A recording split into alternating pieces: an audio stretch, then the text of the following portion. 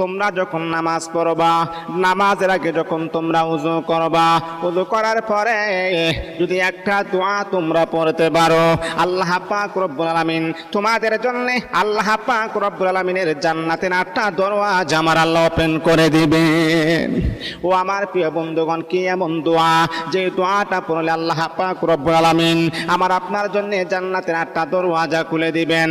এক নাম্বার হলো আল্লাহর হাবিব বিশ্বনবী বলে, যখন তুমি ওযু করবা, ওযু কমপ্লিট হওয়ার পরে এই আঙ্গুলটা এইরকম ভাবে উঁচা করে তুমি পড়বা, আশহাদু আল্লা ইলাহা ইল্লাল্লাহু ওয়াহদাহু লা শারীকা লাহু ওয়া আশহাদু আন্না মুহাম্মাদান আবদুহু ওয়া রাসূলুহু।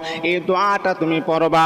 নবী বলেন এই দোয়াটা পড়লে আল্লাহ পাক রব্বুল আলামিন তোমার জন্য জান্নাতের 8টা দরওয়াজা আমার আল্লাহ ওপেন করে দিবে।